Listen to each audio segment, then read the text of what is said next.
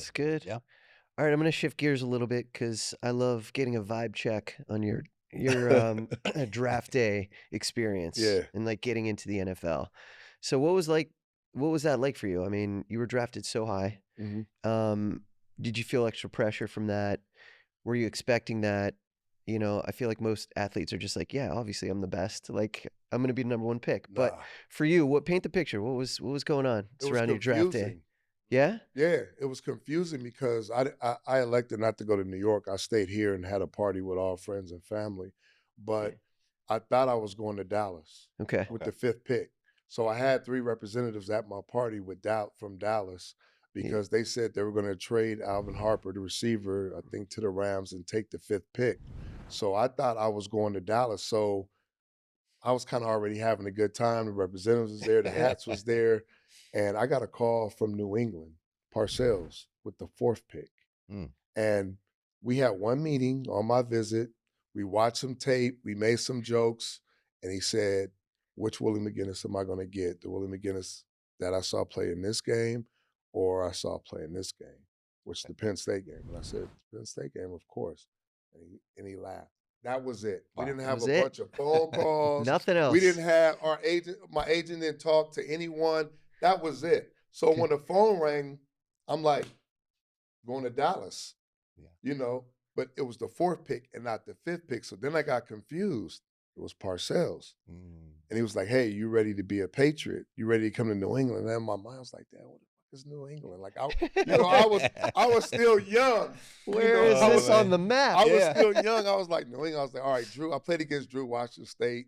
Yeah, yeah. He's the 1st pick last year. I was like, oh, all right. So And funny. then I see the Dallas Cowboy On that ticker. representative hot. They get up, grab the hats, and they walk out. Oh, They wow. took. I was gonna ask if they took the hats. They They took took they, the they hats. They walked didn't out. take the hats, did they? They stormed. I took the hats. They walked out. And I'm Oh. talking to Bill, and then I see Jerry Jones slam the phone and everything, and I was just like, Wow. it happened. So for me, it was amazing, but it Yeah. was a little confusing because I thought I was Yeah, going yeah, one yeah. place, and I ended up somewhere else, which ended up to be it worked out pretty well. Yeah, it worked out all right. And it's interesting the parallels of those two teams because they both did have dynasties, Yeah, in the end. they did. But And the '90s was right in the middle of yeah. Dallas's. They was, that's when they was doing So it their was a thing. win-win for you, I Yeah. guess, either Yeah, way. it But was. how quick did you find it on the map? Were you like It was good, man. Look, hey, it's different. I'm a Cali kid. checking the I'm weather? You're checking yes, the I'm a Cali kid. Yeah, I yeah. don't know about black ice and Yeah, yeah. snowstorms and shoveling and Wait, it's doing all that. outside? You Outside? got that right. And Wow. doing all that. So it was definitely a culture shock, but it was great. Yeah. It was good for me. I adapted well. It was a sports town. The Mhm. Celtics was doing well. The Red Mhm. Sox was doing well. The Patriots started doing well. Right. The hockey teams was doing well. So it's definitely a sports town, but it was a culture shock. It was polar opposite of how I grew up and where I came from. Yeah. So you said earlier, which Willie McGiniest am I going to get? Right. Yeah. So I'm trying to figure this out. Right. So, Wait, how many Willie McGiniest are Yeah, there? yeah, yeah. How many are That's there? remember who's asking the question? It's Parcells. Yeah, yeah. So Parcells asked that, but so I'm going to piggyback on that. I'm trying to figure out when you say which Willie McGiniest, there's a linebacker Willie McGiniest, and then there's a hand in the ground Willie McGiniest, DN, yeah. a DN. So Elephant. how did you be able to make that transition? You know what I mean? To go from linebacker position and then put that hand in the ground, which was one that you preferred to be at? You married it too. So Yeah. Parcells was used to playing a certain defense, the Giants, Lawrence Taylor and all the guys that he had there, Pepper Johnson, all big, Yeah. linebackers. And it was basically a 3-4, a 3-4. And your linebackers was also edge rushers. So Mhm. remember LT That's and those right. guys, they was also edge rushers. Yeah, that bicycle He stance. didn't like to drop a lot, but Yeah. it was a 3-4. And then I had Pete Carroll. So Pete Carroll came from Charles, Haley and all those guys with, the 49ers. So that's how you start to marry linebacker DN / which gives you the elephant position. Yeah. So the elephant position is a guy that can stand up, drop into coverage, and on third down, or if you go to a 40 front, Okay. which is a 4-3 or whatever the case may be, now he's a defensive end. And because of my weight and my size and length and all those different things, I kind of fit the mold that I could do both. So for me, when it's funny you asked that, Yeah. during the draft and the combine and all that, I did both drills. Okay. Did you really? Absolutely. Because I That's didn't want pressure. to. That's Yeah, a little that's- pressure. Yeah, though. because but what I It's didn't also want to just do, extra work. the teams that wanted a linebacker, Yeah. I didn't want to say, oh, I'm just a DN. I got you. Or the teams that needed a DN, I didn't want to say, oh, I'm Yeah. just a linebacker. Mhm. So I showed that I could do both. I showed I was athletic enough and versatile enough to stand up and play outside linebacker in coverage and understand that side of it. And also, I was physical enough to Yeah. play the defensive end. You know how it is. Put your hand in it.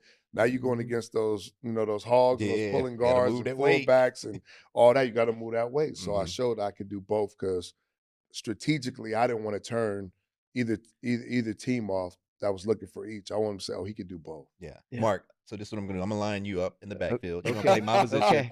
Okay. For what reason? As a Just- decoy? yeah, I hope just- a decoy. Just to be able I'm to more, imagine I'm more this. of a punter kicker, so don't get. I'm lining you up, right? Running Yeah. back position, right? You're in Okay. the I formation. Okay. Tony Richardson is not in front of you. You don't have a fullback. I in don't front. like where this is It's just going. you by yourself. Okay. Now, who would you want to go against? Willie McGiniest, Oh, hand in the jeez. ground, Oh, geez. Gotcha. D line, Yep.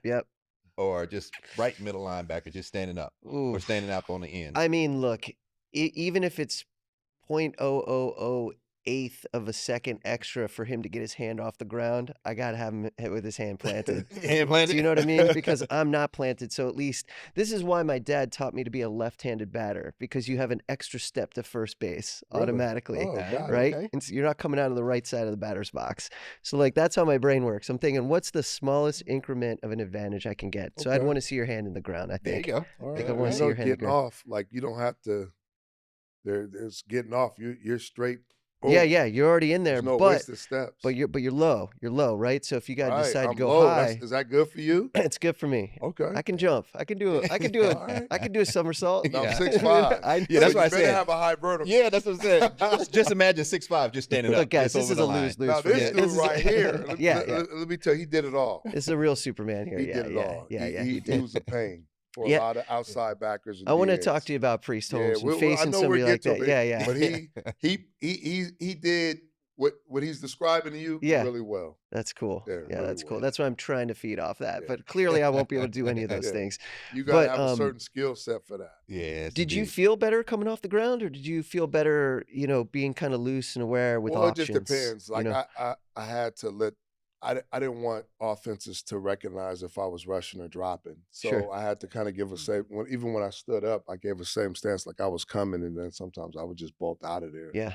But it becomes a game of chess. Like they see Mhm. a certain stance, they're reading us like we read them. Yep. Is he light? Is he already turned halfway, ready to give his foot turn, ready to kind of drop out of there, or if he's Mhm. leaned in, foot all the way back in a sprinter stance, he's coming. So there's different things, and I think that's what made our defense so tough Mhm. because we have versatile guys. Mike Vrabel was on the other side of me. That's Who's the right. head coach, right sir. now. First it was Chris Slade back when you Mhm. came in, and then Mike Vrabel came over, and he was the other guy, was the head coach of the Patriots now. So you got guys 6'5", 6'6", 250, 260. I was like playing at 267, Man. and now it's like, are they rushing? Yeah. Are they dropping? Are they dropping or whatever? And honestly, the offense dictated what we did. Right. Yeah. And what's your wingspan? What was your? I don't know, man. I have my arms are super long. Yeah, they're crazy So I long. think that's one of the things, Parcells used to talk about as well. He was like those use your hands, keep people off you. Yeah, you can press use them your out. wingspan, press them away, and don't Sure. don't let them into your legs. They try to cut and do all those other things, and I think that's the makeup that gave me that position, the elephant, because of the length. Like I was saying, the long arms, Mhm. 6'5". I could add weight. I could shed a little bit of weight, but I Yeah, was yeah. never like super light. I was always 255 and up. Yeah. Yeah. Well, I've got your answer actually now, Priest. You know? All right. What is it? I'm gonna fake an injury. Yeah. I'm gonna walk right over to the sideline, or You will gonna you tap tap my out? helmet? Tap my Yeah, helmet. tap Be out. like, Yeah. he's still in the game. Willie's still in the game. yeah. Yeah, I'm out. I'm good. Oh, that's good. Yes. Well, let's get into it. Yeah. What's it? Who were some of the most challenging people you faced? Like the hardest to tackle, or it was all mind games because you were both on the same page, and so it was almost more of a guessing game than it was a skill game with certain players that you faced. Well, And like I then we'll said, talk about Priest in like particular. okay, well, I'll just say he was one of them. And I have to go to the top, like Barry Sure. Sanders. Like I Sure. played against Barry Sanders, like far as running back with Danian Thomason. Mm-hmm. I played against Dallas running back Emmett Smith. Emmett. Yeah. I mean, I played against. We talked about Eddie George, Jerome Bettis. There's so many different styles. Different style. I was going to say different or whatever styles. the case may be, but they were all tough. I played against Fred. I played against Marshawn, Fred Taylor, Marshawn Lynch. I played against all these dudes. So crazy. You know, when it comes to running backs, you just had to know who you were going against and what they can do, what they're capable of doing. You mentioned like having to guess and think. Well, that takes you to the quarterback position, right? So you're playing against Peyton Manning. You're playing against Brett Favre. You're playing against Michael Vick. Different element. I played against Aikman. Like, go down the line. I played against Montana. Yeah, wow. So you know, I can so go down. awesome. I can go all the way down. I played So against awesome. Warren Moon and a lot of these guys. So you know, it every week it was a different task, and you just couldn't. You notice as you game plan, you just can't go out and say, "Oh, I'm gonna play the same way." You can't, because guys are different. You played against Vic at quarterback. You know, you already know you can't rush recklessly. You can't rush up the field. You got to stay in front of them. You got to, speed the power most of the time.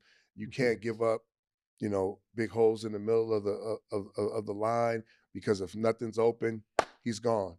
And once he gets past that first level, he's out of there.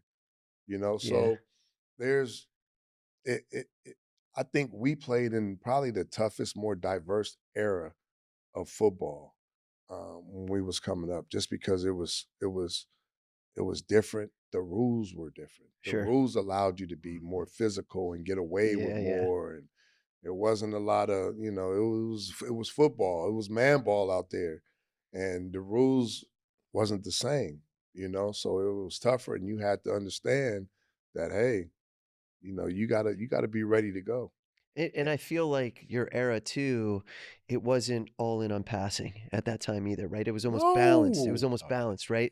It could be either a run game or a passing game. You had fullbacks back. Yeah. You had fullbacks. That was different. Fullbacks That looked like linemen back then. Sure.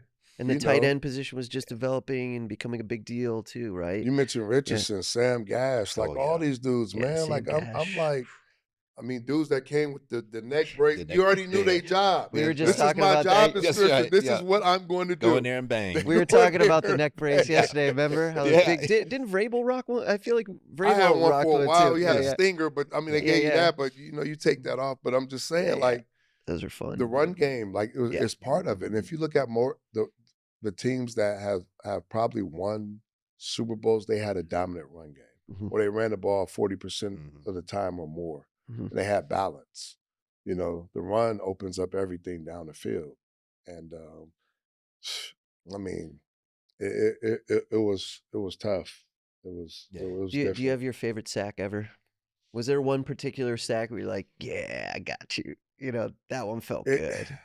Might have been meaningless in the game, or it was late, or whatever. But I always mention Peyton just because, like, he always tried to, like, outthink you, outsmart you, and figure you out. So when you got him, it was just like, Mr. Audible, right? Every time he gets the line, like, just to get changing away the play 17 times before the to snap. get away Like, from, just those type of sacks. Like, when you played against the really good quarterbacks, you kind of wanted to get after. I played against Marino.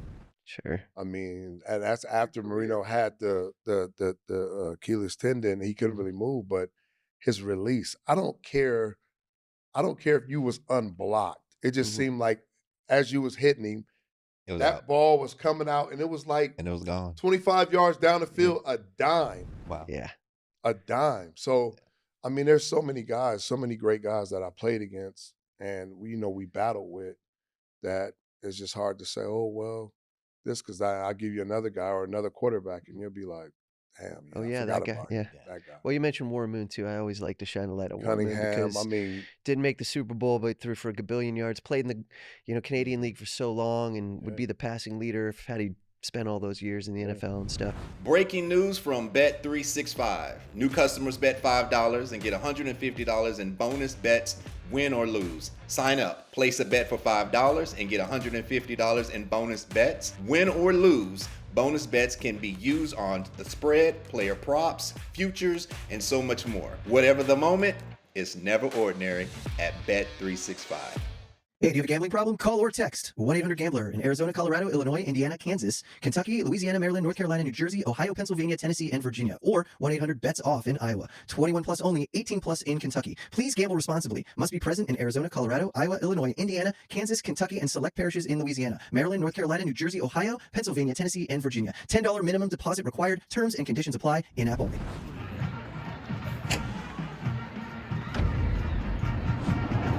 This has been a Playmaker production.